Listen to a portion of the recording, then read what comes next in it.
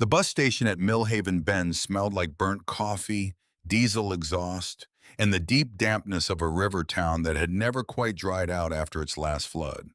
Rowan Callum stepped down from the Greyhound onto cracked pavement and stood for a moment beneath the flickering station light, letting her eyes adjust to the darkness beyond the parking lot. October wind came hard off the river. It carried pine resin, river mud, and the distant smell of wood smoke from somewhere up in the Ozark Hills. Rowan pulled the collar of her jacket higher and looked around slowly, as a woman does when she has learned to read places before trusting them. Millhaven Bend was the kind of town that existed mostly in the spaces between other towns. One main road running parallel to the river. A grain elevator near the water, dark and silent at this hour. A church with a white steeple barely visible against the clouded sky. Two diners, both closed. A hardware store with a hand-painted sign. A place where nothing moved quickly and nobody expected it to. Rex stood beside her on the pavement, three legs bearing weight evenly, the left front lifted slightly the way it always did when the temperature dropped below 40 degrees. The Belgian Malinois was 9 years old now, which was old for a working dog, and the cold reached his old injuries before it reached anything else. He stood perfectly still despite the pain, ears moving in small, careful arcs, reading the town the same way Rowan was reading it. Rowan reached down without looking and scratched behind the dog's left ear. Rex leaned into her hand for exactly 2 seconds, then straightened again, still watching. That was answer enough. The Greyhound pulled away behind them, its taillights disappearing down the wet highway toward Little Rock. Within a few minutes, the station parking lot was empty. Rowan and Rex stood alone beneath the buzzing fluorescent light while rain clouds gathered low over the Ozarks and the first cold drops began to fall. Rowan adjusted the military backpack on her shoulders and started walking. She had $14 in her wallet. She had Rex. She had the clothes on her back and a change of clothes inside the pack, and a folding knife she carried more from habit than intention. She had a VA card that was 3 years out of date and a driver's license from a state she no longer lived in. Everything else she had once owned was either sold, lost, or left behind in places she no longer thought about carefully. At 56, Rowan Callum looked older than her years in some ways and exactly her age in others. Her hair had gone silver at the temples and nearly white along the sides, cut short and practical.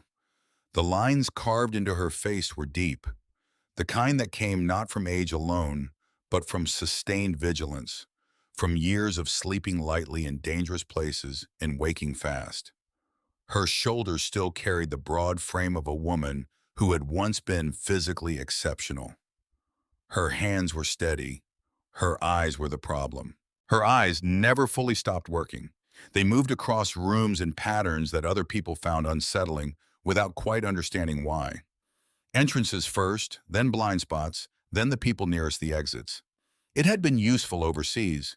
It made grocery stores and waiting rooms and ordinary Tuesday afternoons feel like something they were not. She had been sleeping behind a warehouse outside Tulsa 3 months ago. Before that, a church shelter in Fayetteville. Before that, 2 weeks under an overpass outside Memphis, where she had lain awake listening to trucks thunder overhead all night while Rex slept pressed against her chest like a furnace, warm and steady and alive. Before all of that, there had been a house outside Pensacola with a screen porch and a ceiling fan that wobbled on the highest setting. A husband named Marcus, who made strong coffee and asked direct questions. A daughter named Nora, who had Rowan's eyes, and her father's way of standing with her arms crossed when she was thinking hard about something. That life existed now the way old photographs existed. You could look at them. You could recognize the people in them. But the distance between you and those people was a specific kind of distance that had no name. The marriage had ended quietly, not with screaming or betrayal, but with exhaustion. The long, slow exhaustion of a man who had tried to reach a woman who was never quite present in the room she occupied. Marcus had been patient longer than she deserved. When he finally asked her to leave, there was more sadness in his voice than anger, and somehow that was worse. Nora had been 25 at the time. She had called twice in the following year. Rowan had answered once and said the wrong things. Nora had stopped calling after that, and Rowan had not blamed her. She walked through the center of Millhaven Bend, with Rex moving quietly beside her, while rain began in earnest, soft and cold against her face. The main street was empty at this hour, except for a single truck idling outside a gas station and an old man walking a small dog beneath an umbrella on the opposite sidewalk. The old man watched Rowan and Rex pass without speaking. Rowan did not speak either. She passed a barber shop, a feed store, a small realty office with listings taped inside the darkened window. She passed a VFW hall with a flagpole out front and a light burning above the door.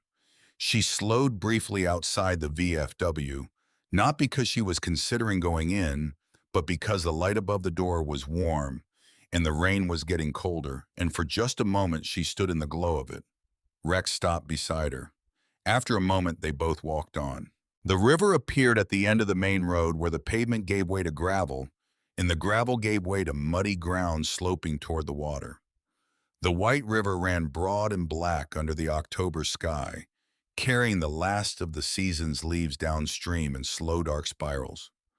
The far bank was lined with sycamore trees stripped bare by autumn, their white bark pale and skeletal against the dark hills beyond. The marina occupied a long stretch of bank just north of the road's end. It had once been a working marina, judging by the infrastructure. The covered slips, the crane lift frame rusted solid now, the fuel dock with pumps that looked decades out of service. Maybe 20 years ago it had smelled like boat engines and sunscreen and somebody's idea of a summer weekend. Now it smelled like river mud and rotting wood and the hollow smell of places that had been waiting for something that never came back. Half the slips stood empty. Several dock sections had partially collapsed into the water. A single sodium light on a tall pole threw orange illumination across the nearest portion of the dock, and in that light, Rowan could see the shapes of 3 or 4 old boats tied to whatever cleats still held.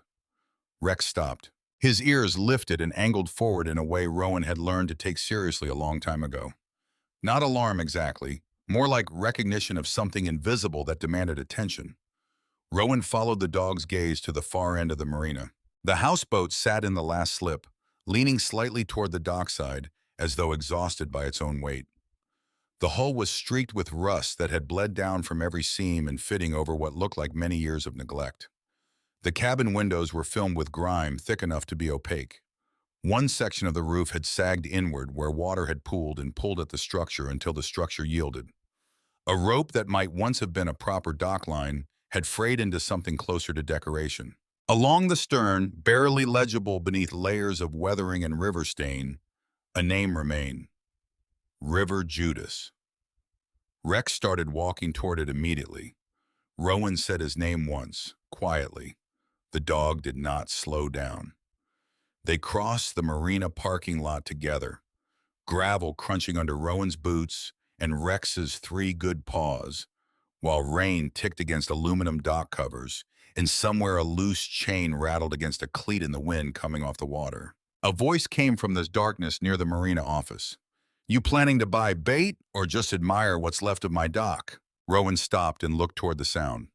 A man sat beneath the narrow overhang of the marina office building on a folding chair, a coffee mug balanced on one knee and a cigarette burning between 2 fingers. He was perhaps 67 years old, with a white beard trimmed close and a canvas jacket stained with grease and what looked like epoxy resin. His eyes in the shadow of the overhang were sharp and patient, eyes that noticed things and waited for them to become clear before drawing conclusions. "Just passing through," Rowan said. The man looked at Rex. The dog had not stopped. He was nearly at the dock entrance now, moving with a focused, deliberate quality that had nothing casual about it.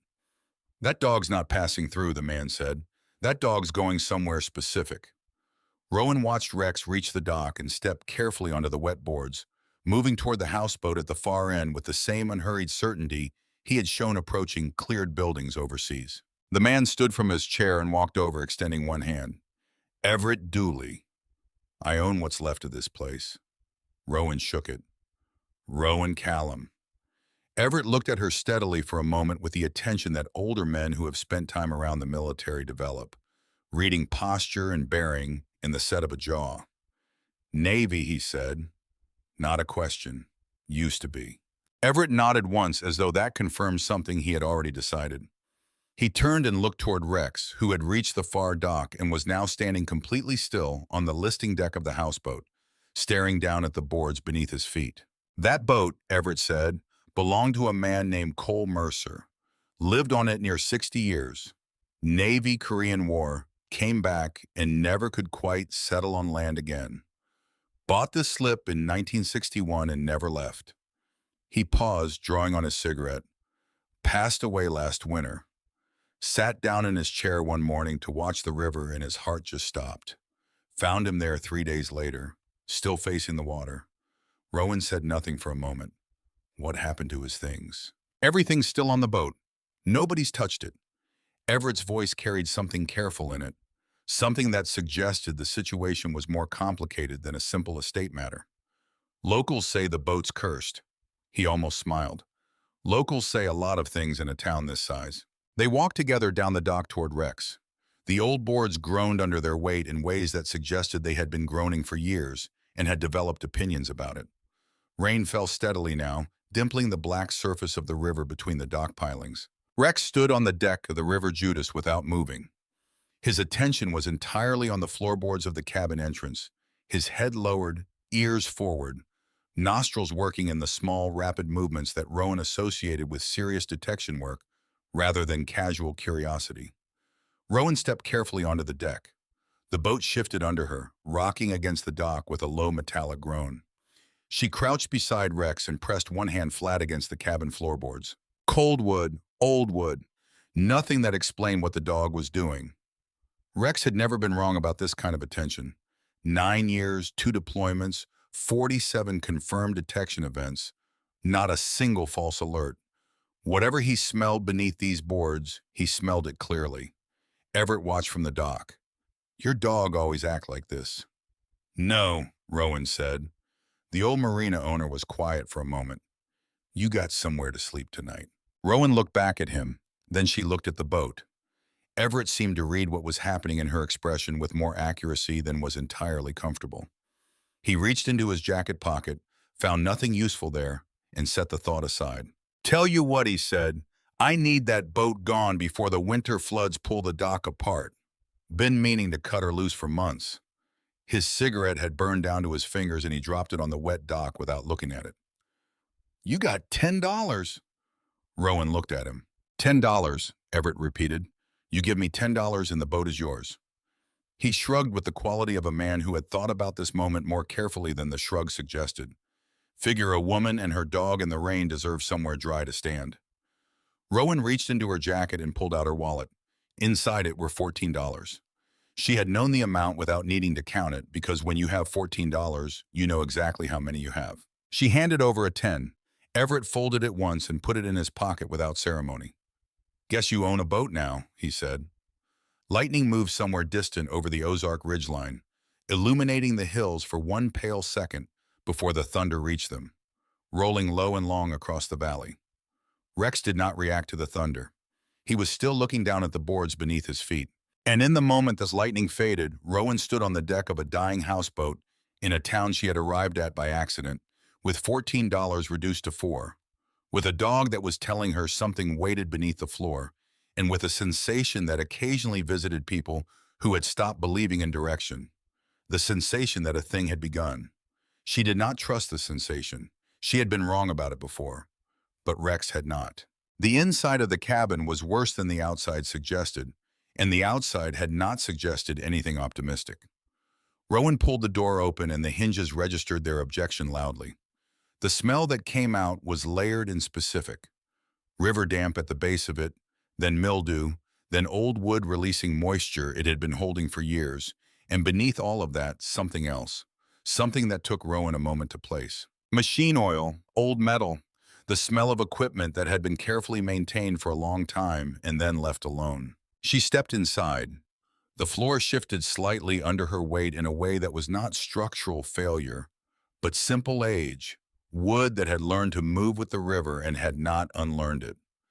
Rex followed her in and immediately began moving through the cabin in the careful pattern Rowan recognized from building clearances.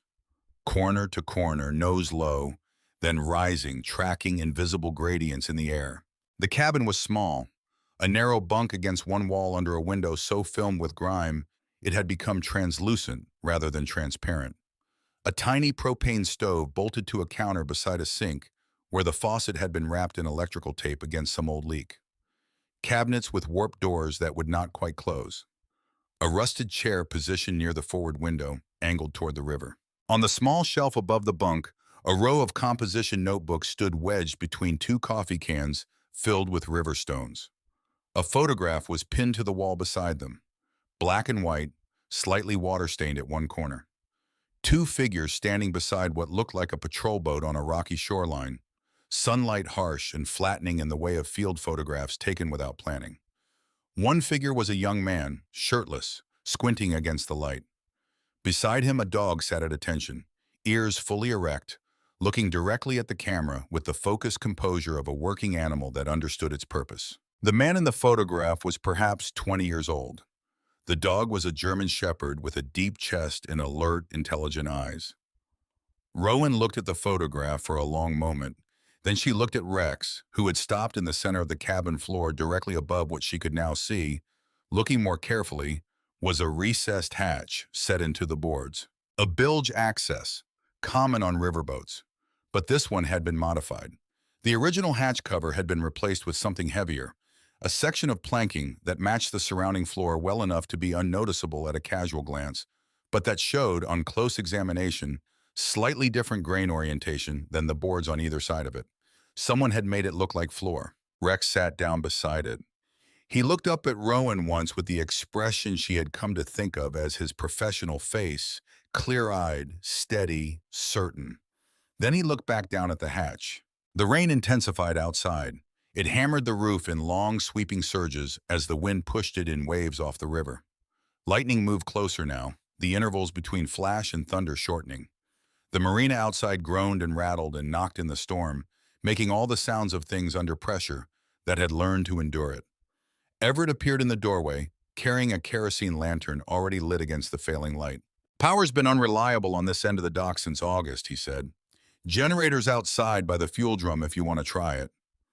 He set the lantern on the counter and looked around the cabin with the expression of a man who had seen it many times and still had not entirely made peace with it.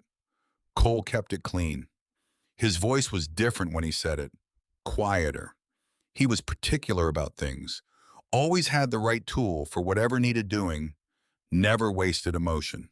He was looking at the rusted chair by the window. Used to see him there every morning before I opened up. Coffee in one hand, river in the other. His paws carried the weight of something he had returned to many times. Never understood how a man could sit that still for that long. Now I think I might have. Rowan said nothing. She had found that silence was often the right response to things that had been carried a long time. Everett cleared his throat. "There's dry wood in the box on the dock if that stove works. Loretta, that's my wife. She runs the diner on Millbrook Street. Tell her I sent you, and she'll charge you less than she should." He looked at Rex, who had not moved from his position beside the hatch. Storm should pass by morning. He left then, footsteps careful on the wet dock, and Rowan heard the marina office door close against the wind. She was alone with Rex and the lantern and the rain. She pulled the photograph from the wall carefully and held it closer to the light. The young man in it had the lean that came from working rather than training, the build of someone who had been doing physical things for years rather than preparing to. His expression was not quite a smile, more like the beginning of one that something had interrupted. On the back of the photograph, written in ink that had faded but remained legible, "Korea, 1952, Cole and Dolphin." Rowan pinned it back to the wall. She sat on the edge of the bunk and pulled one of the composition notebooks from the shelf. The cover was water-stained and soft with age. She opened it to the first page. The handwriting inside was careful and even. Small letters, consistent spacing.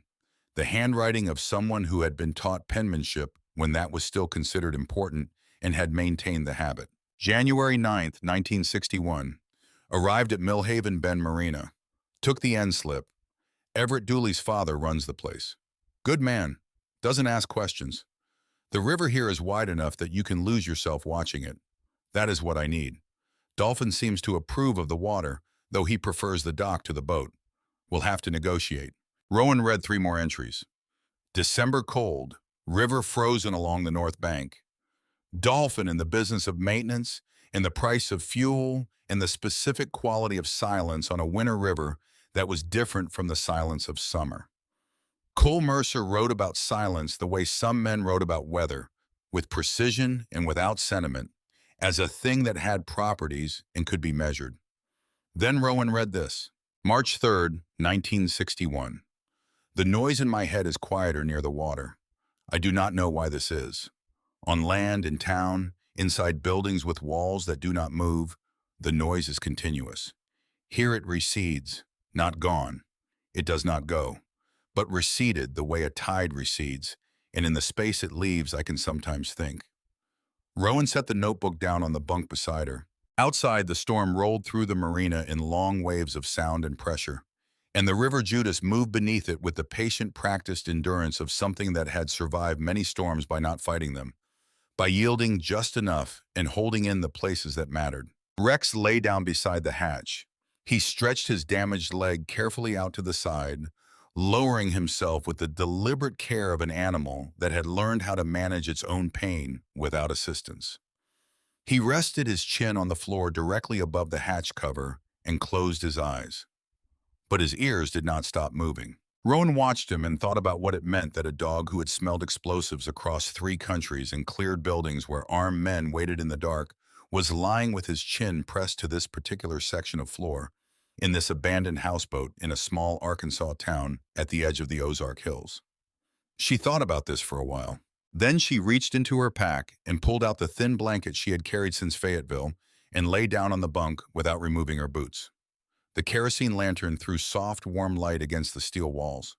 The rain on the roof was steady now, no longer surging, settled into the long, patient rhythm of an Ozark rain that had decided to stay. Rowan closed her eyes. She did not sleep. She had not truly slept in years, not the way she understood sleep to have once worked, deep and restorative and unguarded. What she did instead was a version of rest her body had negotiated with her mind over many years, a partial lowering of vigilance that allowed some physical recovery while keeping enough of her active to respond to sounds. The storm moved through in stages. First the heavy rain, then a period of violent gusting that shook the cabin walls and sent something unsecured rolling across the deck outside. Then a longer quiet, then more rain, lighter this time, more resigned. Somewhere in the second hour, 3 sounds came from beneath the floor. Knock, knock, knock. Rowan was upright before she was fully conscious of moving, her hand reaching for a weapon that was no longer there, her body already in the doorway posture, weight forward, oriented toward threat. Rex was on his feet in the same instant, facing the hatch. Then silence. Only rain. Only the river working against the hull in its slow, repetitive way. Only the creak of dock lines taking the weight of the current. Rowan stood in the center of the cabin with her pulse loud in her ears and her hands open at her sides, scanning the room in the careful pattern she could not stop doing, and she recognized after a moment that the sounds had been structural. The storm surged, pushing the hull sideways against the pilings, pressure building to the point of percussion, releasing in 3 distinct impacts that her resting mind had translated into deliberate knocking. She recognized this. She had not been resting deeply enough to mistake sounds this badly in several years. She sat down slowly on the edge of the bunk and pressed her hands flat on her knees and breathed with intention until her pulse returned to something workable. Rex came to her then, not barking, not agitated.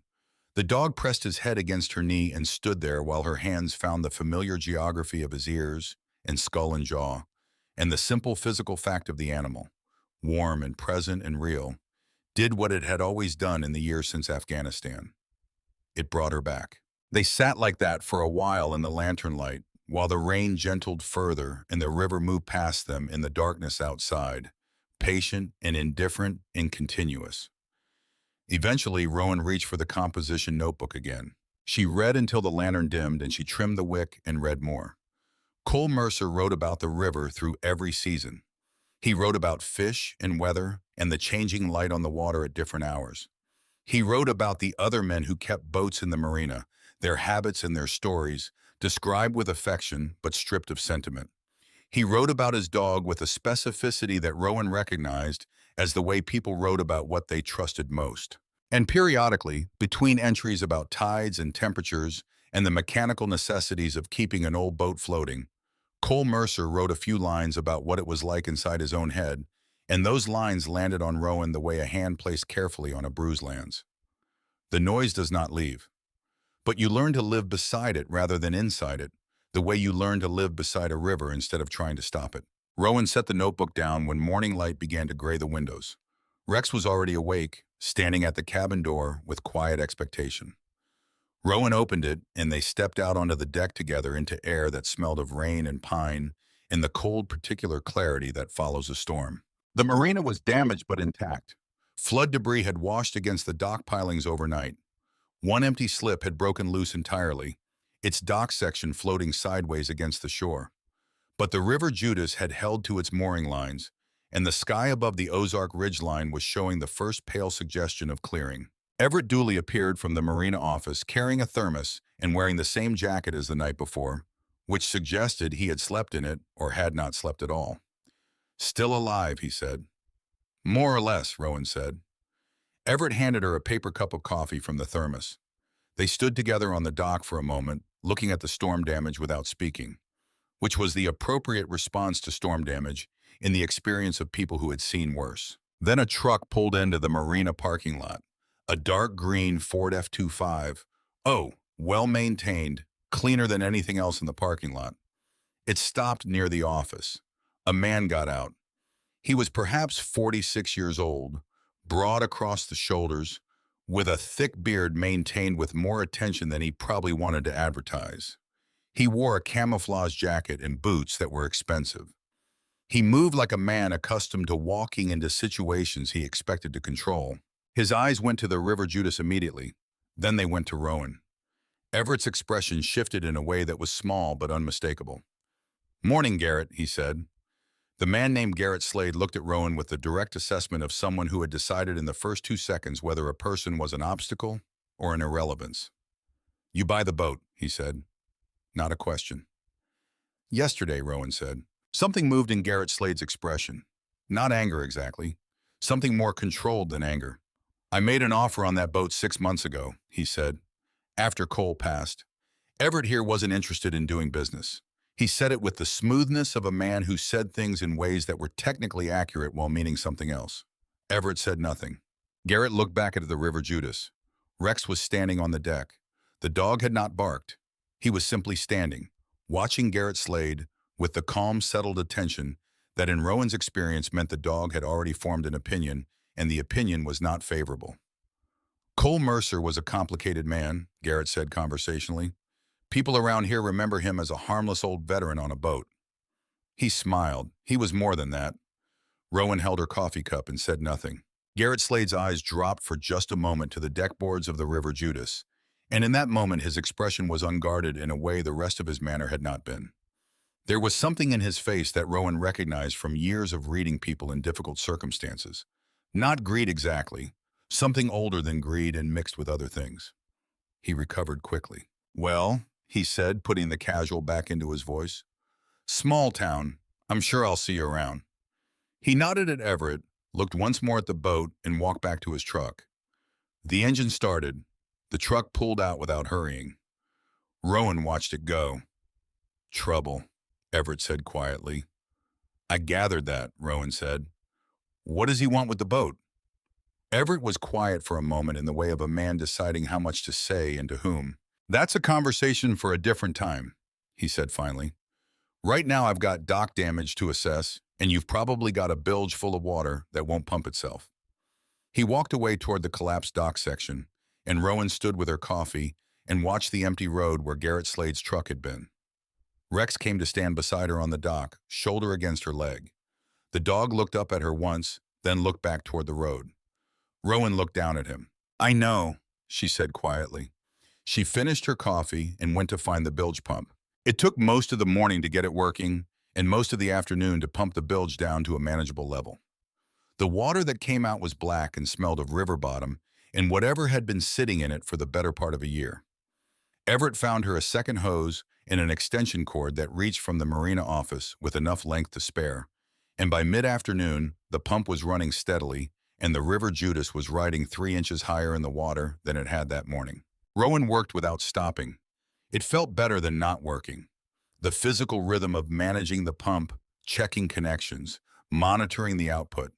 These were things with clear parameters and measurable progress, and her mind settled into the work the way it settled into nothing else.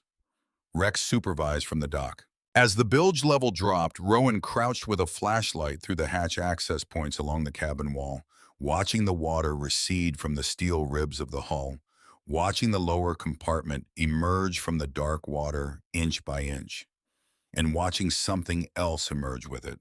In the deepest section of the bilge space, beneath the floor joists and well above the lowest hull plating, someone had built a platform. Wooden boards, pressure-treated, elevated 6 inches above the bilge floor on short steel legs bolted through the hull framing.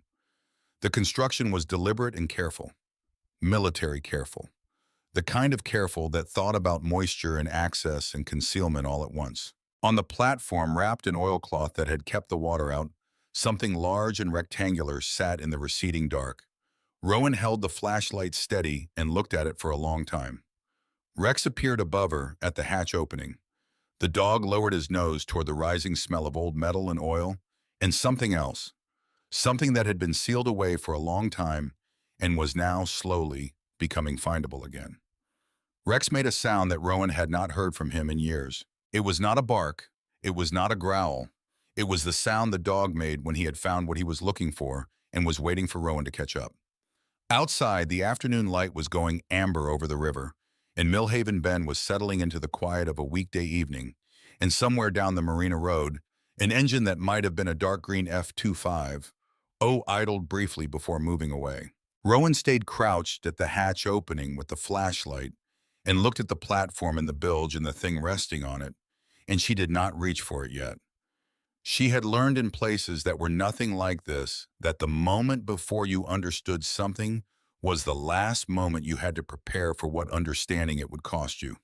She let the moment last a little longer. Then she straightened up, went out to check on Rex, and stood for a while on the deck of the River Judas, watching the white river move past in the failing light, broad and dark and carrying everything downstream with the perfect indifference of water that had been doing this long before any of them arrived and would be doing it long after. Stay with us, because what Rowan finds inside that trunk is not treasure. It is the truth about what one broken soldier chose to do with 60 years of survival. And it will change the way you think about the men who came home and never quite said so. The morning after the storm came in, pale and cold. The kind of October morning that felt like a warning about what was coming rather than a continuation of what had been. Rowan was already awake when the light arrived. She had been awake most of the night, which was not unusual, reading Cole Mercer's notebooks by the kerosene lantern, while Rex slept in his careful way beside the hatch, one ear always partially raised, always listening even in rest. She had read 4 notebooks through to the end. She had started a 5th. Cole Mercer had been a precise and consistent writer.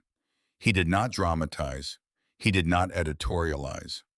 He recorded what happened and what he observed, and occasionally, in the way of a man who had no one to say things to and had found a partial solution in paper, he wrote what he felt. These passages were shorter than the others and more carefully worded, as though he understood that feeling required more precision than fact and had allocated his language accordingly. The bilge pump was still running.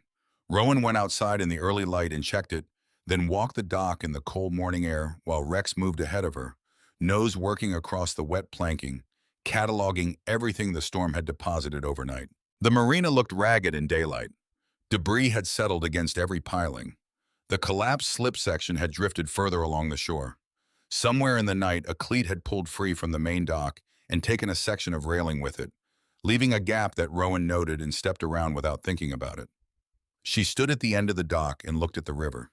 The white river after a storm was a different color than it was otherwise, darker, carrying more of the hills in it, the red clay and pine duff and leaf matter of the Ozark watershed moving through in suspension. It would clear in a few days. She did not know how she knew this about a river she had never seen before, but she knew it the way you knew things that came from paying close attention to similar things for a long time. Rex came to stand beside her. They stood there together for a while without any particular purpose, which was itself unusual enough to notice. Everett Dooley arrived at the marina around 7:30 with coffee in a thermos and a paper bag from the diner that contained biscuits wrapped in wax paper. He handed these to Rowan and looked at the dock damage with the expression of a man adding figures in his head and not enjoying the sum. "Loretta sends those," he said about the biscuits. She heard there was someone on the old boat. News travels, Rowan said. In Millhaven Bend, it travels before things actually happen, Everett said. It's a gift and a problem depending on the situation.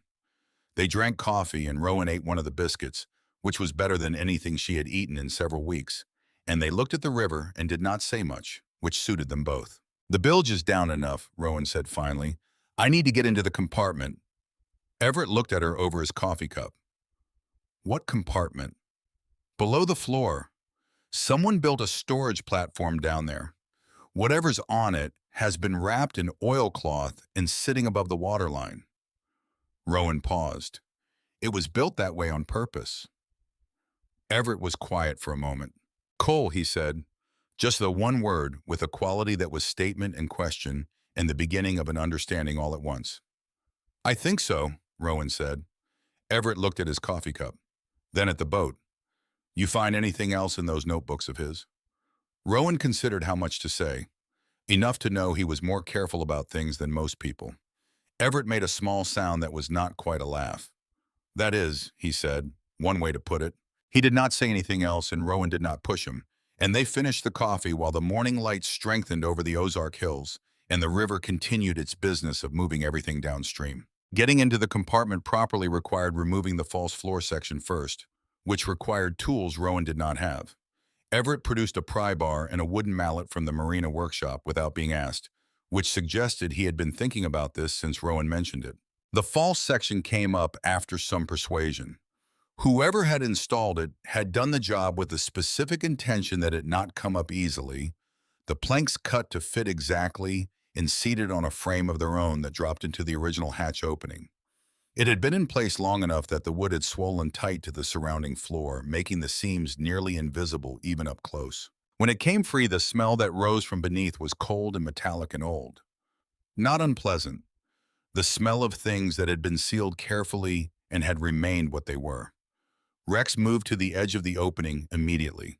His nostrils worked in rapid, careful pulses. His tail did not move. His posture was that of a dog who had been right about something and was now waiting for the human to confirm it.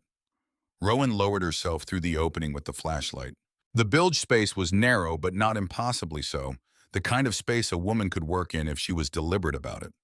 The platform was exactly as she had seen it from above. Solid construction, bolted properly, the legs through bolted to the hull framing rather than simply resting on it. Someone had thought about what would happen if the boat rolled significantly or took on water rapidly. They had engineered against those possibilities. The oilcloth wrapping was thick military canvas, the kind that came on rolls from surplus suppliers, treated with linseed oil to shed water. It had been wrapped in overlapping layers and secured with cord that had gone stiff with age, but had not deteriorated.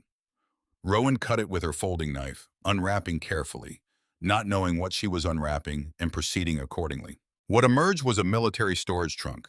Steel construction, olive drab paint worn through to bare metal at the corners and edges, approximately 4 feet long and 2 feet wide and 18 inches deep. The hinges and hasp were brass, green with oxidation, but structurally sound. Along the top surface, stenciled in black paint that had faded but remained legible, U.S. Navy 1953. Rowan crouched over it for a moment without opening it. Beside it on the platform sat 3 cylindrical containers, the kind used for documents or instruments, each sealed with threaded caps and military specification gaskets designed to exclude moisture. These were newer than the trunk, perhaps 1970s vintage. Each one had been wrapped separately in additional oilcloth. There was no lock on the trunk hasp, no padlock, no wired seal, nothing to prevent opening.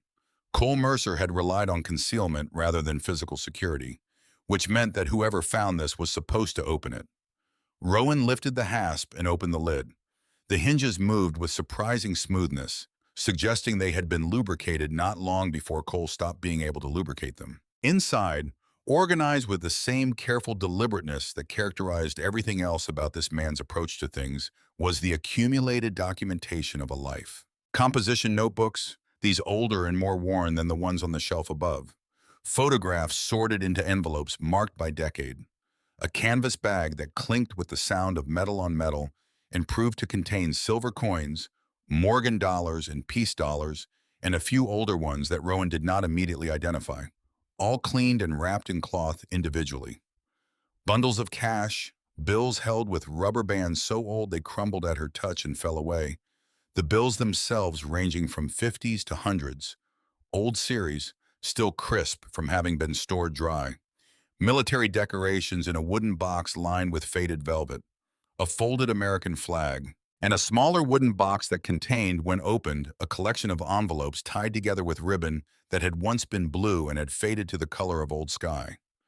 The envelopes were addressed, dozens of them, each bearing a name and an address. Some of the addresses were local, Millhaven Bend and the surrounding area.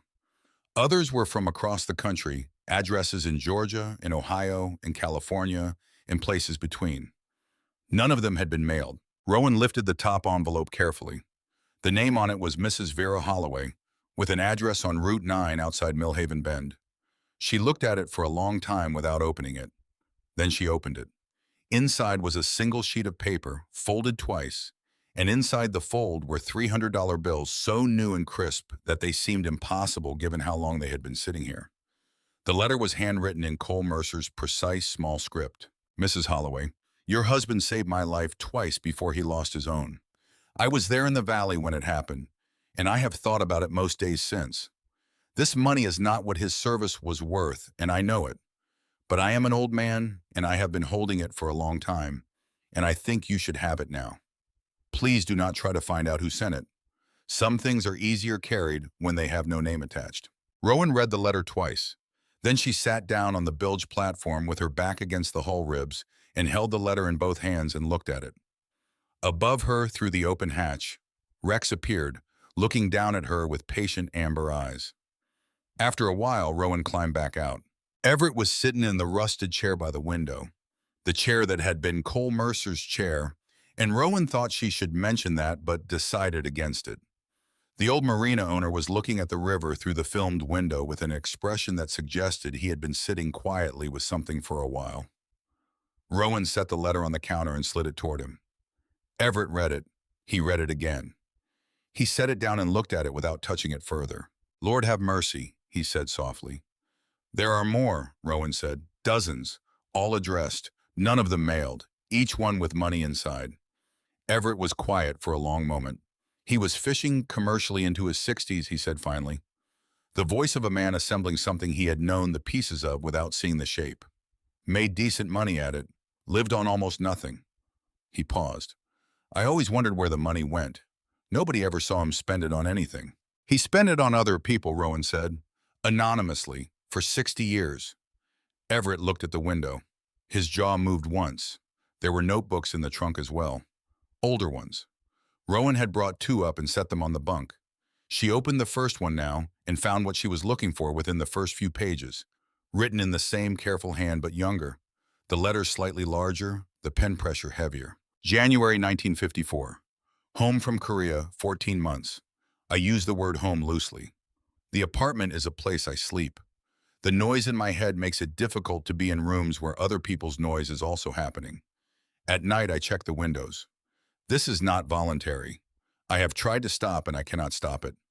Dolphin sleeps beside the door with his nose pointed toward the hallway, which helps more than it should. Rowan read this to Everett.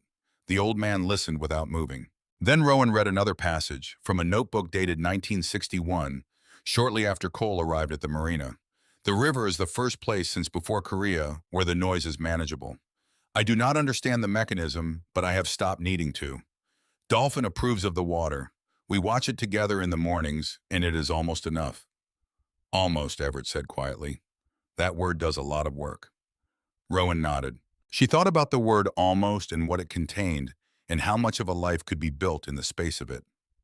Almost enough. Almost peace. Almost home. How people like Cole Mercer and people like herself had learned to construct a life in that gap, and sometimes to mistake the gap for the thing itself. She was still thinking about this when Rex's head came up sharply. The dog turned toward the cabin door. His ears went forward and his posture changed in the way that it changed when something had entered the perimeter that required evaluation. Not a threat necessarily, an unknown. which in Rex's framework was handled identically to a threat until proven otherwise. Footsteps on the dock, deliberate and unhurried.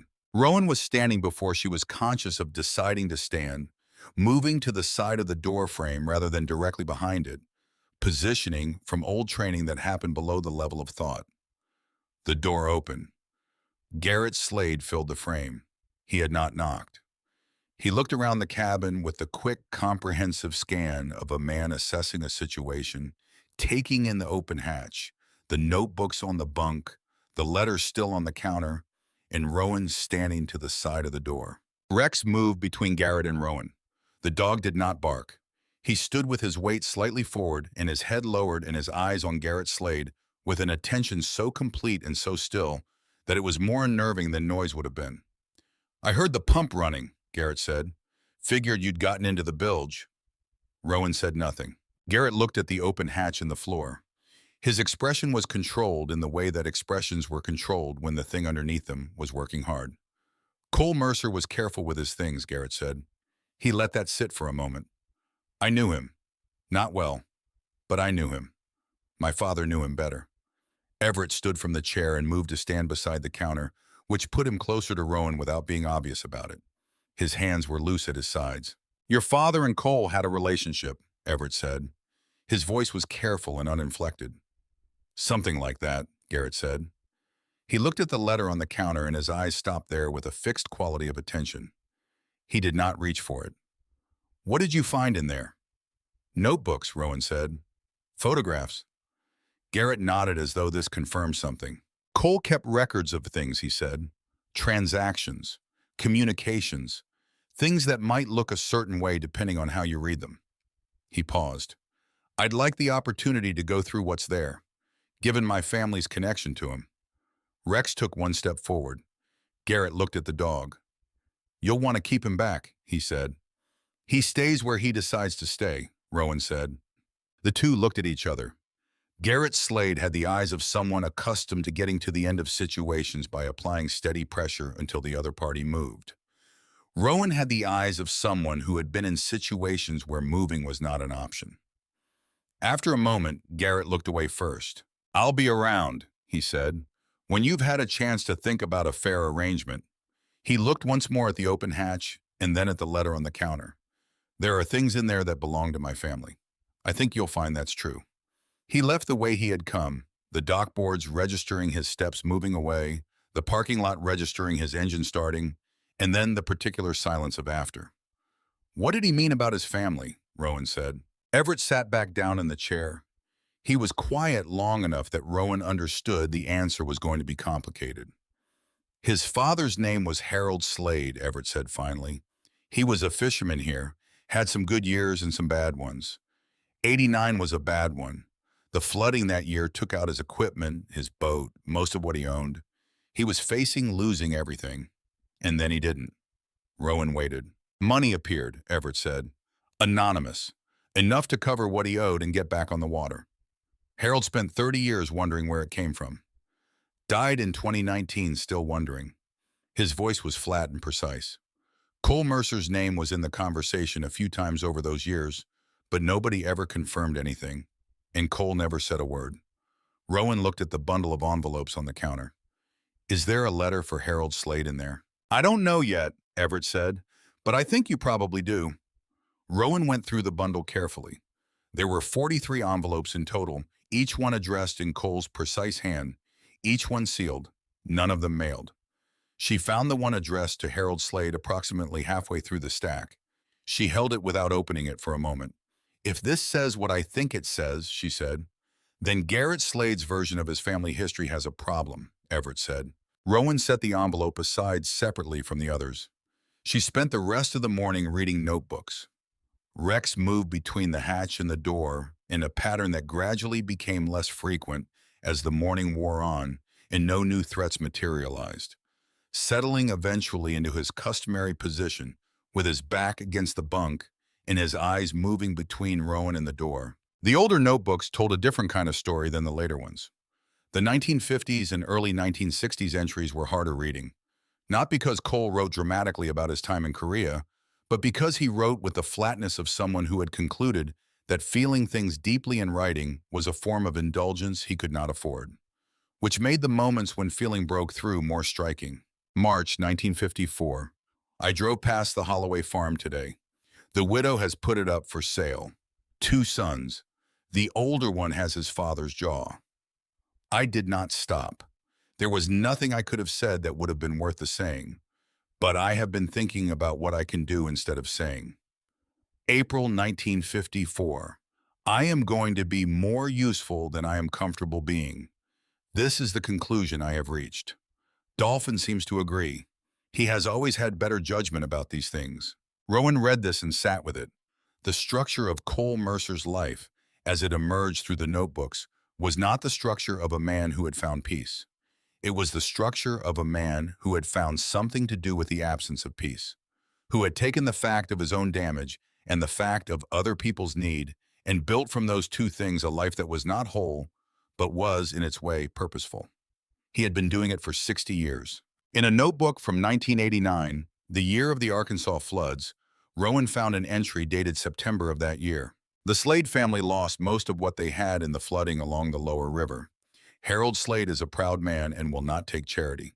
He does not need to know it is charity. $3,000 will cover what he owes at the equipment co-op and leave enough to get the boat back in the water. I have written the letter, but I will not send it. A letter creates a connection, and a connection creates an obligation, and Harold Slade does not need my obligations. He needs to believe the world contains unexpected grace.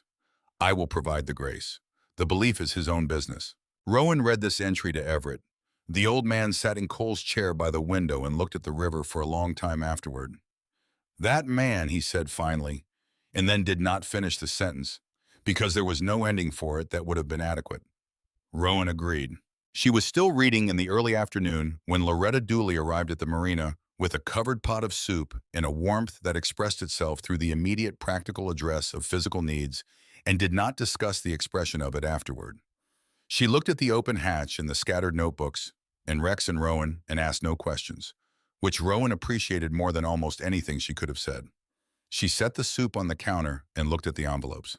Vera Holloway passed away in 2003, she said, touching the edge of the envelope addressed to Mrs. Vera Holloway with one finger. Her son Dale still farms the old property. He is 61 years old and has his father's jaw.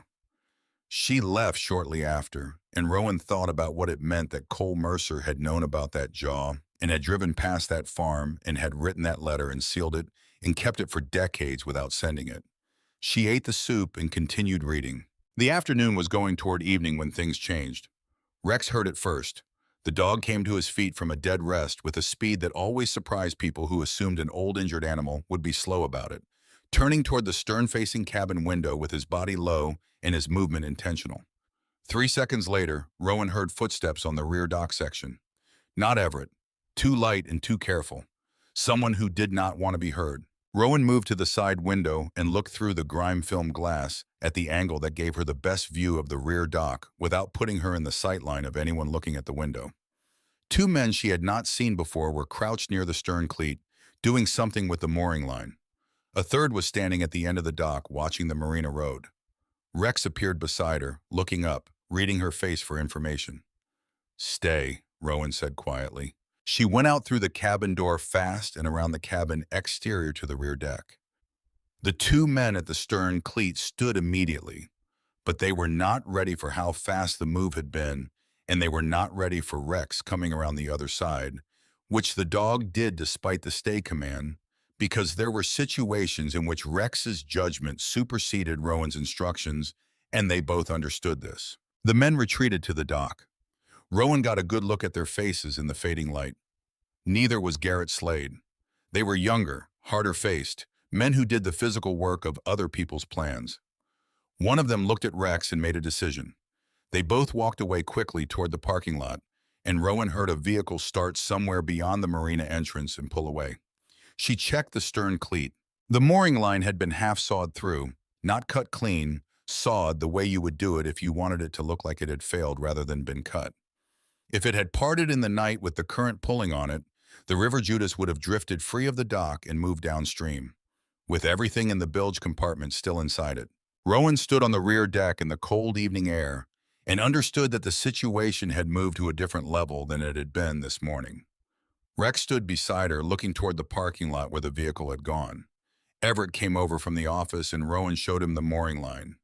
He looked at it for a long time with the expression of a man who was angry but not surprised. He said a word under his breath that Rowan had not heard from anyone in some time. "That's Garrett's doing," Everett said. "Probably," Rowan said. "That man runs on entitlement," Everett said. "Thinks anything connected to his family's history belongs to him by right. His father was nothing like him. Harold was a proud man, difficult sometimes, but honest. He earned what he had and didn't expect more." "Does Garrett know about the money Cole gave his father?" Everett shook his head. Harold never knew where it came from. Garrett grew up with the family story that Harold had pulled himself back from the floods through his own effort. He believes it completely. It's the version of his father he's built his sense of himself on. "So if there's a letter in that trunk that tells a different story," Rowan said. Everett looked at her. "Then the story Garrett Slade has been telling himself for 35 years falls apart," Rowan said. They replaced the mooring line with a new one from the Marina workshop and added a second line from a different cleat, and Everett locked the marina gate before he left for the evening, and Rowan brought the kerosene lantern back to full brightness and sat at the table with Rex beside her and continued reading. The night came down fast and cold over Millhaven Bend. Around 9 o'clock, Rex's head came up. Not the slow, curious elevation that meant something interesting, the fast, locked attention that meant something specific. Rowan extinguished the lantern. Darkness swallowed the cabin. Through the cabin window on the marina side, she could see the glow of the sodium dock light, and beyond it the darker mass of the parking lot, and beyond that the road. A vehicle was idling somewhere at the road edge, headlights off. She could see the faint movement of exhaust in the cold air. Watching. It sat there for 4 minutes by Rowan's count. Then it moved away slowly without lights, which told her that whoever was driving knew these roads well enough to navigate them without assistance. She relit the lantern after another 5 minutes.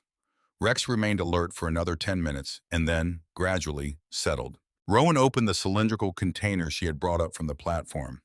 The first two contained documents, service records, official correspondence from the Navy dating back to 1953, citation paperwork for decorations, discharge papers. Cole Mercer's official history, preserved with the same deliberate care as everything else. The third container was different. Inside it was a bundle of letters, these ones not in envelopes but folded and secured with a rubber band.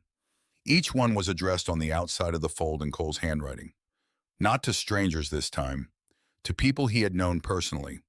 Some of the names appeared in the notebooks, and at the bottom of the bundle, separate from the others, a letter in an envelope that was not addressed.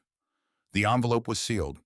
On the front, in Cole Mercer's handwriting, "For the man the river sends me." Rowan held it in both hands. Rex lifted his head and looked at her. She did not open it. Not yet.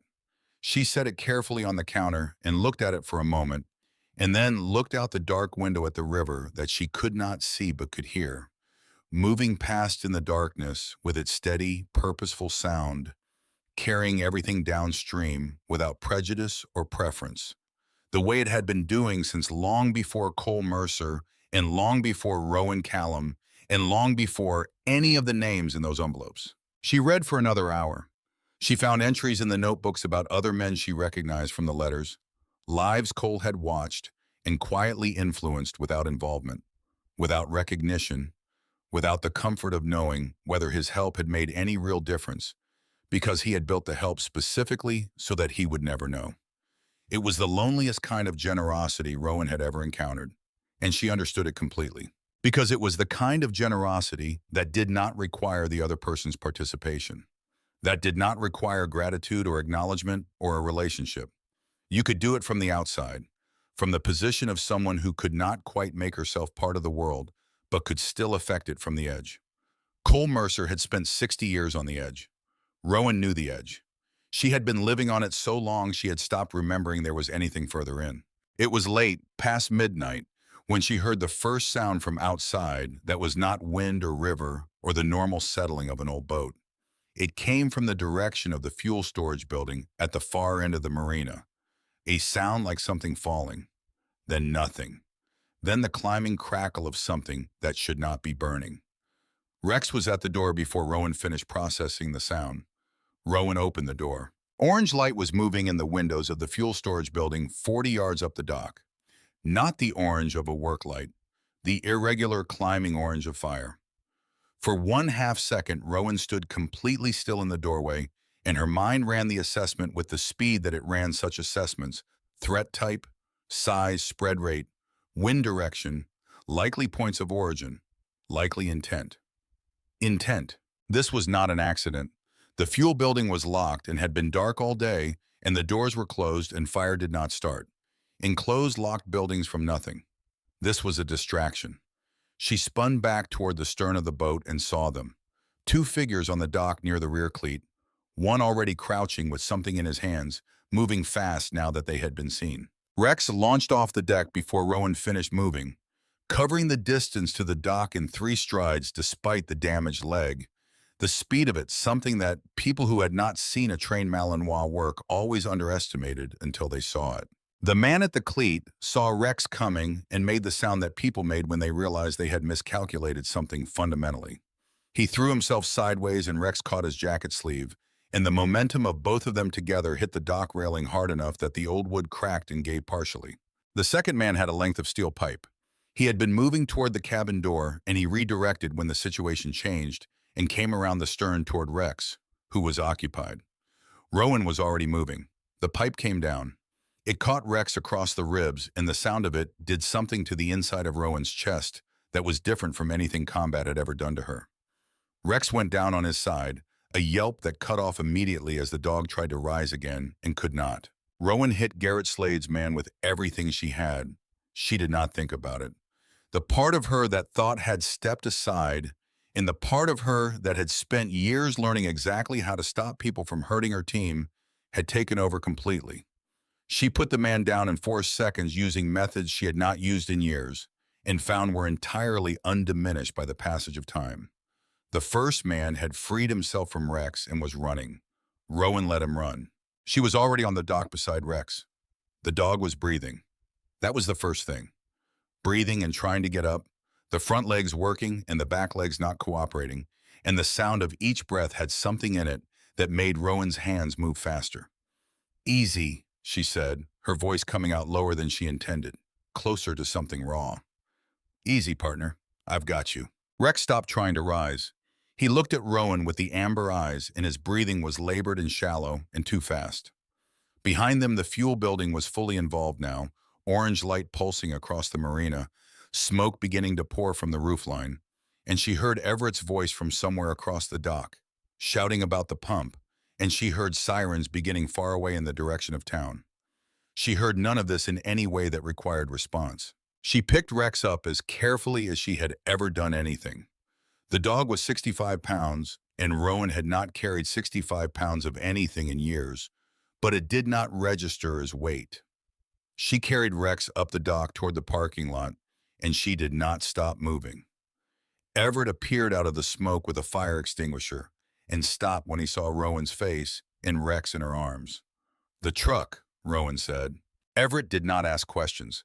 He was moving toward his truck before Rowan finished speaking, keys already out, and he had the engine running and the passenger door open by the time Rowan reached it with Rex. "There's a veterinary clinic," Everett said. "Mountain Home, an hour east." He was already moving. Rowan sat in the passenger seat with Rex across her lap, one hand against the dog's ribs, feeling each breath arrive and depart. And behind them, the marina was orange against the black October sky. And ahead of them, the highway ran east through the dark Ozark Hills towards something that had to be there, that had to be open, that had to be enough. Rex looked up at her once. "Just stay," Rowan said. Her voice was not steady. She did not try to make it steady. There was no one to perform steadiness for anymore. There was only this dog and this highway and the space between here and help. "You stay with me." Rex blinked once, slowly, and let his head rest against Rowan's leg with the full weight of an animal that has decided to trust completely. And the truck carried them both east through the darkness at the highest speed Everett Dooley had driven in 30 years. The clinic sign came into view at 11 past midnight, white and steady above the highway. Rowan was moving before the truck fully stopped. Rex in her arms, each breath the dog drew still shallow but present, still counting. A technician came through the front doors before Rowan reached them, moving with the efficiency of someone who had been called ahead and had used the time to prepare. Everett had called from the road, 40 minutes out, his voice on the phone carrying the compressed urgency that people who worked with animals recognized immediately. They took Rex from Rowan's arms at the door. She let them. That was the hardest physical act she had performed in years, opening her arms and stepping back, and the technician who took the dog was careful and competent, and Rowan could see that.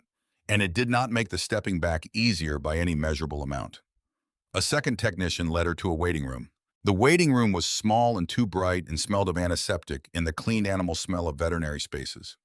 Plastic chairs lined two walls. A television mounted near the ceiling played a weather channel with the sound off, radar imagery moving across the screen in greens and yellows. A rack of brochures about heartworm prevention stood beside a water dispenser that made a sound every few minutes like something swallowing.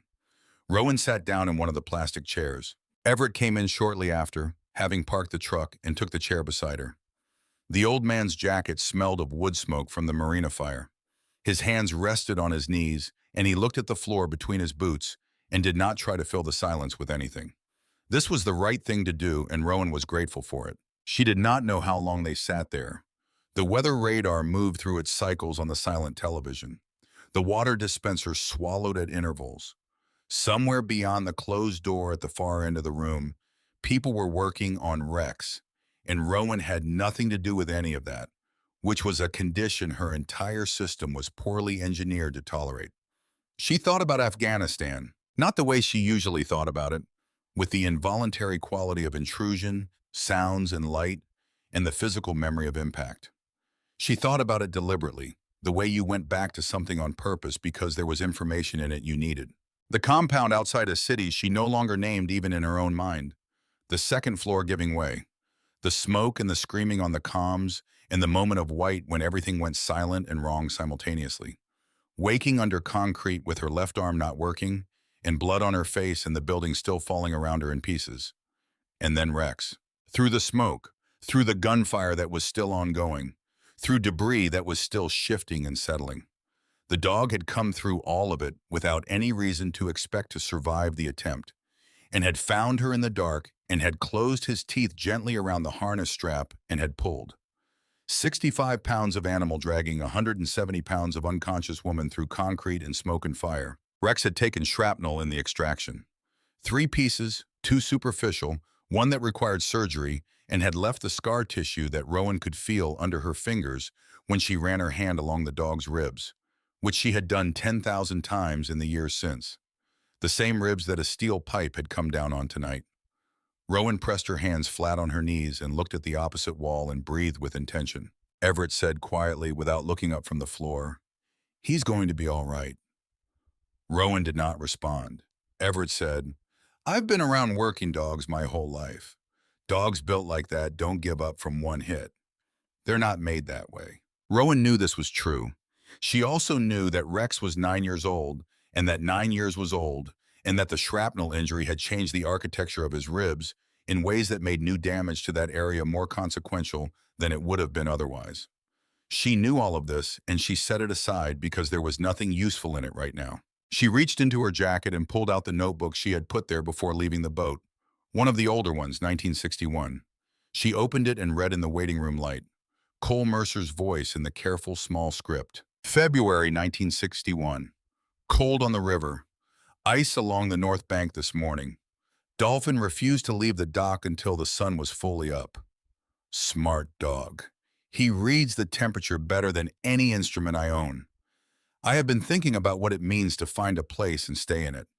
All my life I have been told that restlessness is a flaw. I am beginning to think it might be a symptom rather than a character defect. The river does not judge restlessness. It is itself restless, and it does not apologize for it. Rowan read this twice, then she turned pages. June 1965. A man from the VA came to see me at the marina today. They have programs now, he said. Groups where veterans can talk about their experiences. I thanked him and he left, and I sat in my chair and watched the river for an hour. I do not need to talk about my experiences. I need to understand what to do with them. Those are different problems, and they require different solutions. Rowan thought about this for a while. The door at the far end of the waiting room opened, and a woman in surgical scrubs came out, late 30s, with the tired, competent face of someone who had been working for several hours and had more work to do. She looked at Rowan and at Everett and came directly to them. Two cracked ribs, she said. One of them shifted during transport, but it did not compromise the lung. She paused, reading Rowan's face with the attention of a person who had delivered a great deal of news in waiting rooms and had learned to calibrate accordingly. He's stable. He's awake and asking for you, in the way dogs ask for things. Rowan stood. He's got old injuries in that area, the veterinarian continued. Scar tissue from something previous. Looks like shrapnel. She said it without making it a question, which Rowan appreciated. The new damage complicated things because of the existing structure. She met Rowan's eyes directly. He needs real rest, not modified activity. Rest. 3 weeks minimum before anything that puts stress on that chest wall. Rowan nodded. She held Rowan's gaze for a moment longer. He's a remarkable animal, she said. Whatever he's been through, he's built up a tolerance for pain that I don't see often. She said it as a statement of fact, and also, underneath the fact, as something else. Something that acknowledged what it meant to have an animal that had learned to absorb that much and keep moving. That's not always easy to witness. Rowan said no, it isn't. She led her back through the door. Rex was on a padded surface in a room that smelled of antiseptic and warm air, wrapped in a blanket that left his head free, an IV line taped to his front leg with meticulous care. His eyes were open, and they found Rowan the moment she came through the door with the directness of something that had been waiting for exactly that. Rowan crouched beside him on the floor. She put her hand on the side of Rex's face and held it there, and Rex pushed back against her palm with the small available strength of an animal that was working hard and had less to work with than usual. Hey, Rowan said. Her voice came out wrong. She did not try to correct it. Rex's tail moved once against the blanket. You did what you always do, Rowan said. She was not thinking about whether to say this or how it sounded. She was just saying it. You put yourself between me and the thing. You've been doing that since Kandahar. She paused. I need you to stop doing it for a while. She put her forehead down against the dog's and stayed there. Just for a while. Rex breathed. Rowan stayed on the floor beside him until the dog's eyes closed, and his breathing evened into something that sounded less like effort and more like rest. And then she sat back against the wall and stayed there.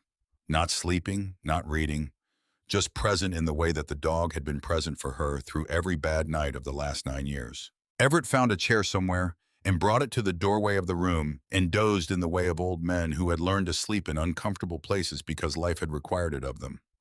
The night passed. Toward 4 in the morning, in the deep silence of that hour that had no parallel in any other part of the day, Rowan opened the notebook again. She found the page she was looking for without searching, as though she had known it was there. October 1989. Harold Slade lost his boat and most of his equipment to the September flooding. I have been watching the situation for 3 weeks. He will not ask for help. He is the kind of man who would rather fail entirely than accept charity, and I respect this even as I find it impractical. The money I'm going to send him is not charity. It is a correction of an imbalance that he does not know exists. He does not need to know. The balance matters. The knowledge of it does not. Then below that, a few lines added in slightly different ink, as though written later on the same day. I have been thinking about why I do these things in secret. Part of it is practical. People who know they have been helped feel differently about themselves than people who simply find that the world has, unexpectedly, been adequate. But part of it, and I will be honest with myself here because there is no one else to be honest with, part of it is that I cannot bear the relationship. I cannot sustain the connection that gratitude would create. I can give from a distance. I cannot receive at any distance. This is a limitation I have made my peace with. Rowan sat with this for a long time. She was still sitting with it when the first gray light came through the small window of the recovery room, and Rex opened his eyes and looked at her with an expression that contained, as clearly as any expression she had ever read, the simple information that the dog had made it through the night and expected her to acknowledge this appropriately. Good morning, Rowan said. Rex's tail moved twice. Everett drove them back to Millhaven Bend in the early morning. Rex wrapped in the borrowed blanket across Rowan's lap in the passenger seat, the Ozark Hills going from gray to gold as the sun came up over the ridgeline and the October light fell across the wet pavement of the highway and the river appeared beside the road, broad and silver in the morning. The marina had not burned down. The fuel storage building was a ruin of charred timber and melted metal fittings, still smelling strongly of accelerant and water and ash. But the dock and the boats in the River Judas had survived. Two volunteer fire department trucks sat in the parking lot, their crews moving through the debris in the methodical way of men doing an assessment rather than fighting anything active. A man from the fire marshal's office was there as well. He spoke to Everett for several minutes while Rowan sat on the dock with Rex, who was not supposed to walk more than necessary and had therefore been carried from the truck to the dock and was visibly unhappy about this, but enduring it. The fire marshal's man left after a while and Everett came to the dock. Accelerant, he said. Somebody poured something around the base of the building before they lit it. He looked at the ruin. Not subtle. They were in a hurry or they didn't care. Garrett Slade, Rowan said. I'd be surprised if it wasn't, Everett said. His voice had a quality past anger, which is the quality that precedes decision. I've been in this town 67 years. I knew Harold Slade when he was a young man. I know what Cole Mercer did for people in this valley over 60 years, and I know he never once asked a single thing in return. He paused. And I am not going to let his boat get burned or cut loose or picked over by a man like Garrett Slade. What are you going to do, Rowan said. He looked at her steadily. What are we going to do, he said, is a better question. Rex put his chin on Rowan's knee. Rowan looked at the river. She went back into the bilge compartment that afternoon, moving carefully so as not to disturb Rex, who had been settled on the bunk with the borrowed blanket and the instruction to stay, which the dog was following with the resigned dignity of someone who knew he had lost the argument before it started. The last cylindrical container was still sealed. She had left it the night before because something about it had seemed like it required a different moment. She understood this was not entirely rational. She opened it now. Inside, wrapped in the same oilcloth as everything else, were 3 items. The first was a folded document, legal-size paper, the kind used for formal instruments. She unfolded it carefully. A property deed. 12 acres along the White River, north of Millhaven Bend, including 3 cabin structures and a boat storage building, surveyed and recorded in 1987 with an Ozark County land record number along the top margin. The ownership line read, Cole Mercer, with right of transfer to holder of this deed in Associated Journals upon death of grantor without surviving family. Rowan read this line twice. He had no surviving family, Cole had written in a 1991 notebook entry. His parents were gone. A brother lost in 1952. No wife, no children. The river had been his family, and the marina had been his home, and the people he had helped from a distance had been the closest thing to a community he could manage. The second item was a dog collar. Brown leather, tarnished brass hardware, worn soft with age and use. Stamped into the leather on the inside of the band. Dolphin USNK 91952, 1966. Rowan held it in both hands. Rex, from the bunk, raised his head. Rowan brought the collar to him and held it near the dog's nose without touching him with it. Rex sniffed it with the focused attention of a dog processing something complex, something with layers. His ears went forward and then back and then forward again. His tail did not move. His eyes were serious in the way that dogs' eyes were serious when the information arriving was being taken seriously. After a moment, Rex put his head back down on the blanket, but his eyes remained open. You smelled him that first night, Rowan said. That's what you were telling me. Rex blinked once. The third item was the envelope she had set aside and not yet opened, the one addressed in Cole Mercer's handwriting. For the man the river sends me. She opened it now. The letter inside was 3 pages, handwritten, the script slightly less even than the notebooks. The hand of an older man, but still legible, still precise, still Cole Mercer's voice in every line. If you are reading this, then you found the boat and you opened what was underneath it, and you are probably sitting somewhere on the river trying to understand what any of it means. I will try to help with that, although I suspect you understand more of it than you think you do, or you would not have stayed. I stopped believing in coincidence sometime in the late 1960s, not because I became mystical about things, because I paid attention. The river does not send the same kind of person twice.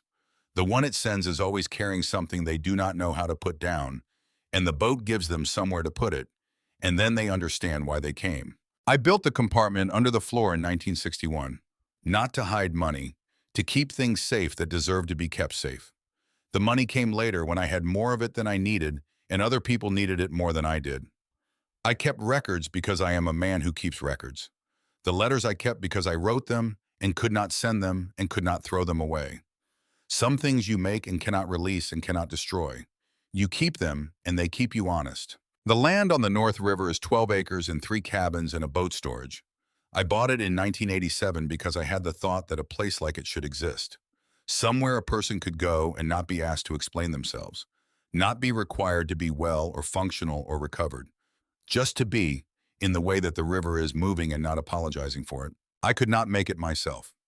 I tried once, opened it to a few men I knew from the VA, and I found that I was not equipped to be the person at the center of a thing. I could give money and I could write letters and I could help from the outside. Being the person in the room where broken people gathered was beyond what I had to offer. The noise got too loud.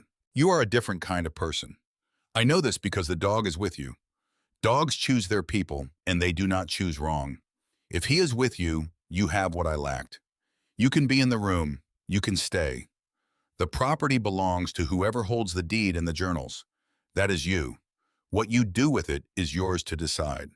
I only ask one thing, and I ask it the way I have asked everything in my life, which is to say quietly and without expectation of compliance. Take care of the river. It has been taking care of us for a long time. Cole Mercer. Rowan set the letter down on the table. She sat in the cabin of the River Judas in the October afternoon light, and she looked at the river through the window that she had cleaned, the glass clear now for the first time in years. And the white river moved past outside in its broad silver way, carrying the light of the afternoon on its surface in broken moving pieces. Rex slept on the bunk behind her. She sat there for a long time.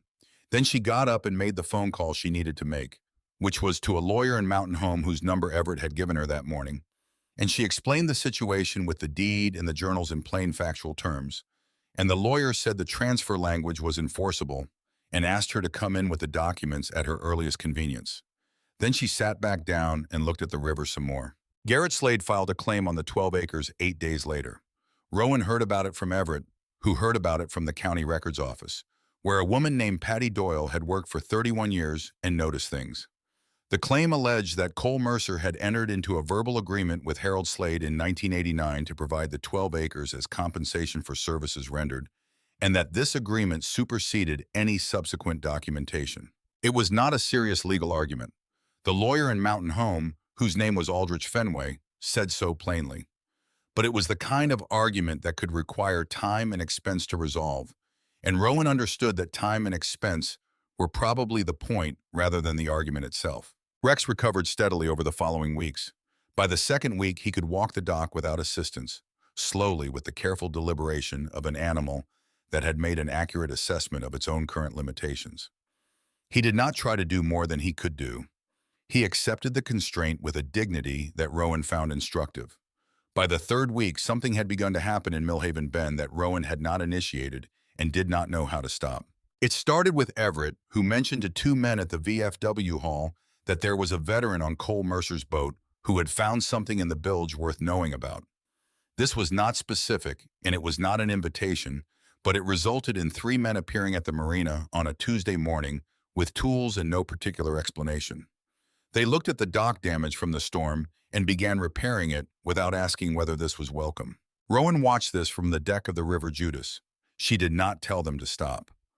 Loretta came the next day with 2 other women from her church and cleaned the inside of the 3 cabins on the 12-acre property, which Everett had driven her to see and which she had assessed with the practical eye of a woman who understood what a thing needed to become what it was supposed to be. By the end of the 3rd week, there were people coming and going from the marina and the river property in a pattern that Rowan had not designed and could not quite account for.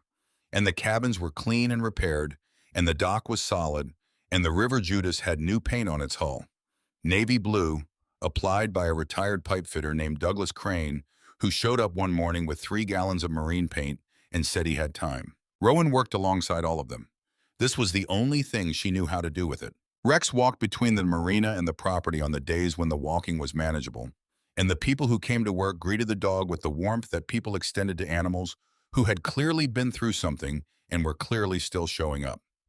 Rex accepted this with the reserved appreciation of an animal that understood its dignity and was not going to compromise it by being effusive about a chin scratch. The first veteran appeared on a Wednesday in early November. His name was Denton Pruitt, 61 years old, Army, 2 tours that he did not specify and Rowan did not ask about. He arrived in a pickup truck with a sleeping bag and a toolbox and the expression of a man who had been told there was a place but was prepared to find out there was not. Rowan showed him the first cabin. Denton looked at it for a long time without speaking. Then he put his toolbox down inside the door and went to the river and stood there for a while, and Rowan left him to it and went back to the marina. Rex walked with Denton along the river that evening. Rowan watched from a distance.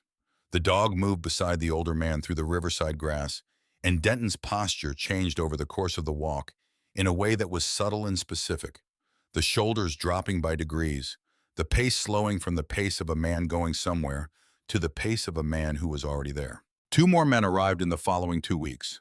Rowan did not advertise, did not explain, did not organize anything beyond making sure the cabins were warm and the river was accessible, and Rex was available to walk with whoever needed walking with. The legal matter with Garrett Slade resolved on a Thursday morning in the 4th week. Everett had arranged for the meeting to take place in the county land office conference room, a small room with fluorescent lights and a table that had seen better decades and 4 chairs. Present were Rowan, Everett, Aldrich Fenway, and a notary named Mrs. Brewster, who had been notarizing documents in Ozark County for 23 years. Garrett Slade arrived with a lawyer of his own, a younger man from Little Rock, who wore a suit more expensive than the room warranted and carried a briefcase with combination locks. Rowan put Cole Mercer's journals on the table. All of them. 41 composition notebooks arranged in chronological order, 1954 through 2022. She put the deed beside them. She put the letter for Harold Slade, still sealed, beside the deed. Garrett Slade looked at the letter with the fixed attention of a man who already knew what was in it without having opened it. His lawyer began to speak about the verbal agreement and the historical relationship between the Slade and Mercer families and the equitable considerations that any court would certainly recognize. Aldrich Fenway let him finish. Then he opened a notebook to a specific page he had marked and read aloud Cole Mercer's entry from October 1989, the one about Harold Slade and the flooding and the money and the correction of an imbalance. He read it in a flat, careful voice, the voice of a man reading a document rather than a personal record. The room was very quiet when he finished. Rowan looked at Garrett Slade. Garrett was looking at the sealed envelope with his father's name on it. His jaw was working slightly, a small movement barely visible.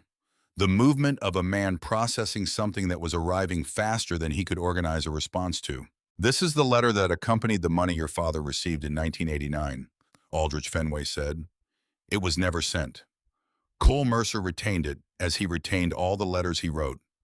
Ms. Callum has not opened it and has not read its contents.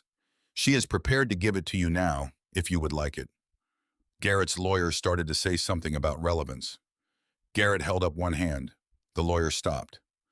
Garrett looked at the envelope for a long moment. Then he looked at Rowan. Rowan slid the envelope across the table. Garrett picked it up. He did not open it in the room. He held it with both hands and looked at it, and something moved across his face that was not the expression of a man who was losing a legal argument. It was something older and less organized than that. The expression of a man being shown something about his own history that restructured the history rather than simply adding to it. His father had not survived the floods through his own effort.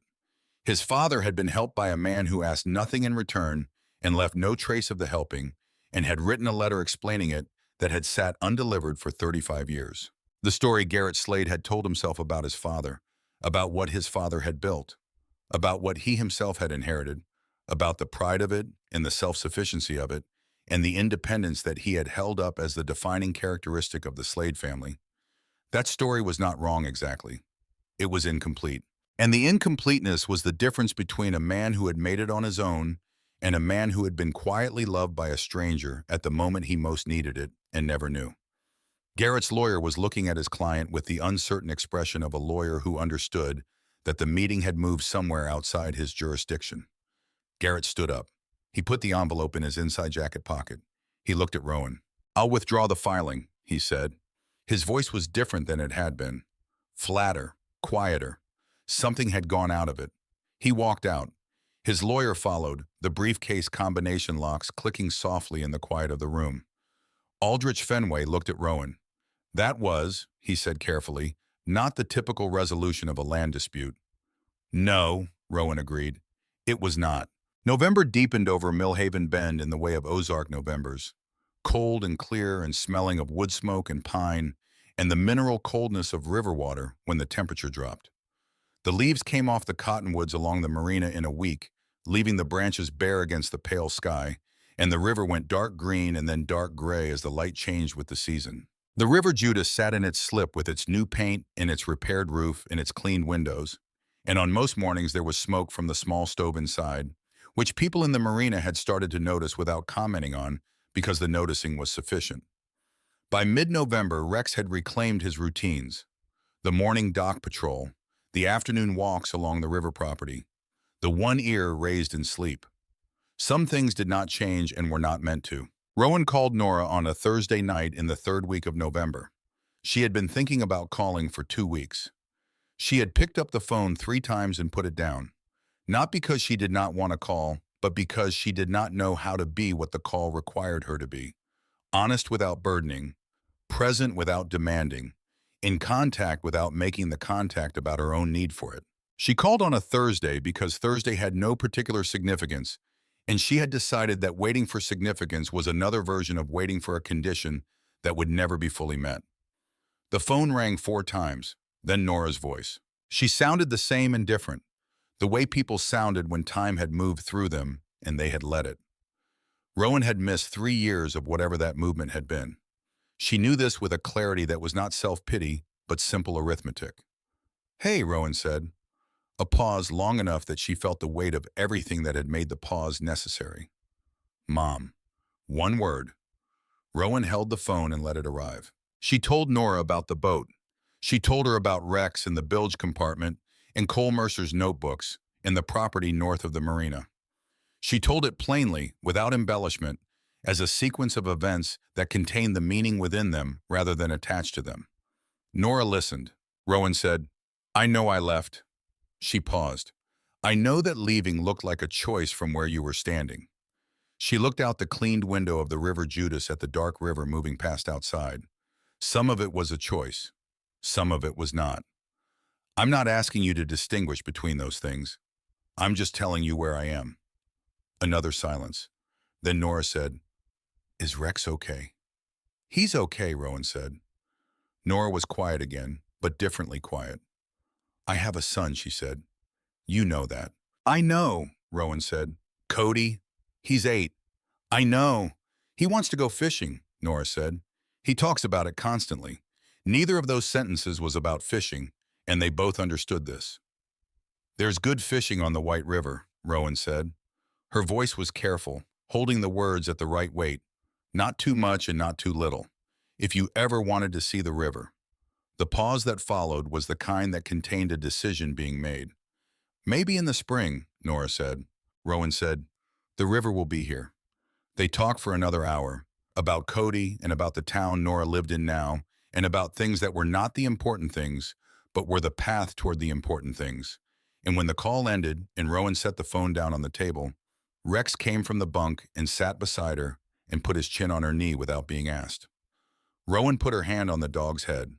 They sat like that while the stove ticked and the river moved outside, and Millhaven Bend settled into its Thursday night quiet. Nora and Cody came the first week of December.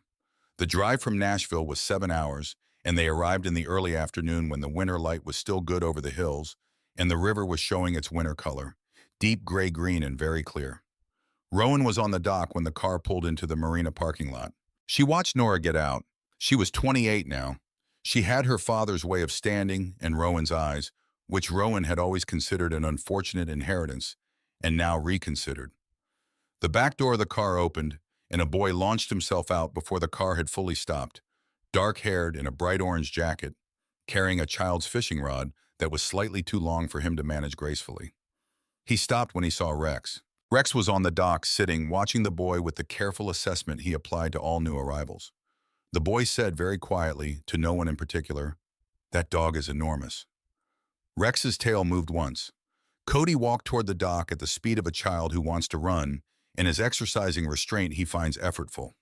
He stopped at the dock edge and looked at Rex, and Rex looked back at him with the serious amber eyes. "Is he friendly?" Cody asked. Rowan said, "He decides on a case-by-case basis." Cody considered this seriously. Rex stood, walked the 3 steps to Cody, and put his nose against the boy's hand. Cody went absolutely still with the instinctive understanding of a child who knew that this was a serious moment and should be treated accordingly. Then Rex pushed his nose harder into Cody's palm, which was as close to a formal approval as the dog offered, and Cody's face broke into an expression that Rowan was not prepared for, pure and uncomplicated and wholly itself. Nora stopped beside Rowan on the dock. She did not say anything for a moment. They watched Cody crouch down and tentatively touch Rex's ears, and Rex tolerate this with the patience of an animal that had decided to extend the approval to its full extent. "He looks like a good dog," Nora said. "He's the best dog," Rowan said. Her voice was not entirely steady. She did not try to make it so. Nora looked at the River Judas, at the new paint, the repaired roof, the cleaned windows with the warm light inside. At the dock, solid under their feet, rebuilt by people who had come without being asked. "You did all this," she said. "Had help," Rowan said. Nora looked at her then with the direct look she had inherited from her father, the look that saw things clearly and did not pretend otherwise. "You seem different," she said. Rowan thought about how to answer this. "I found something to do with what I was carrying," she said finally, "instead of just carrying it." Nora was quiet for a moment. Then she put her hand through Rowan's arm the way she had not done since she was 12 years old, and they stood together on the dock while December light moved over the white river, and Cody introduced himself formally to Rex in full sentences, the way children talk to dogs they had decided to trust completely. That evening they built a fire in the pit at the river property and sat around it. Rowan and Nora and Cody and Everett and Loretta and Denton Pruitt and 2 other men who had been staying in the cabins. And the fire was a Rivertown fire, large and unhurried and useful rather than merely decorative. Cody fell asleep against Rex's side before 8 o'clock, his orange jacket pulled up around his ears, the dog warm and solid beside him, one ear still moving even in rest. Rowan looked at her daughter across the fire. Nora was looking at Cody and Rex together, and her face held the expression of a woman who had been worried about something for a long time and had arrived at the first evening in that time where the worry had receded enough to see past it. Rowan looked at the river. It moved past in the darkness beyond the firelight, broad and continuous, carrying the night downstream without effort, the way it had carried every night before this one, and would carry every night that followed. She thought about Cole Mercer sitting in his chair by the window every morning for 60 years, watching this same river carry the light on its surface and find it sufficient. She thought about what sufficient meant and what it required and what it did not require. Late that night, after Nora and Cody had gone to the cabin Everett had prepared for them, and after the fire had burned down to coals and the other men had drifted to their own spaces, Rowan walked back to the marina alone. Rex walked beside her, the limp manageable in the cold, the pace steady. She went aboard the River Judas and lit the kerosene lantern, though there was electricity now, because some habits were worth keeping. She opened the false floor section and crouched beside the compartment below. The trunk was there. The journals were there. The envelopes, resealed and ordered, were there. All of it exactly as Cole Mercer had arranged it. Rowan took 3 things from her jacket pocket. The first was Rex's old deployment collar from Afghanistan, the one she had kept in the bottom of her pack for 9 years without being able to explain why. Brown nylon, worn, the name tag scratched and dull. She set it in the compartment beside Dolphin's leather collar. The second was a silver dollar from Cole's collection, the one from 1921 that the coin dealer in Mountain Home had told her was the finest in the lot. She set it beside the collars. The third was an envelope. She had written it that morning, sitting at the table while Rex slept, and the winter light came through the clean window onto the river. She had taken 3 attempts to get it right and had burned the first 2 in the stove. On the front of the envelope, in her own handwriting, which was less careful than Cole Mercer's and more deliberate than it had once been. For the next person who thinks they're too broken to come home. She set it in the compartment. Then she closed the hatch and pressed it down until it seated, the wood settling back into the frame that had held it for 60 years. Rex was on the bunk, already settled, eyes half closed, one ear raised. Rowan sat down beside the stove in the warmth it made and looked around the cabin of the River Judas. At the wall she had repaired, in the window she had cleaned, in the shelf where Cole Mercer's notebook stood between their coffee cans full of river stones. She looked at the photograph on the wall, the young man squinting into the Korean sun beside the dog with the alert, intelligent eyes. Cole Mercer at 20 years old, before everything that had happened to him, already standing beside the animal that would carry him through it. Rowan looked at Rex. The dog opened one eye. "You picked a broken one," Rowan said. "Cole told me dogs don't choose wrong, so I figure that's your opinion to have." Rex's tail moved once against the bunk. Outside, the White River moved through the December night in its broad, unhurried way, carrying the cold and the dark downstream, carrying everything that the hills sent into it, carrying all of it south without judgment or preference, the way it had always done, the way it would keep doing long after the lantern in the old houseboat finally went dark. Rowan sat beside the stove and let the sound of it reach her. Just the river, just the boat, just the dog breathing steadily in the warm light. For the first time in more years than she could accurately count, that was enough. If you've ever had someone stay beside you when you gave them every reason to leave, man or dog, type yes in the comments. And if you believe that broken things can still find their way home, we'd love to know where you're watching from tonight. Subscribe if stories like this one still mean something to you.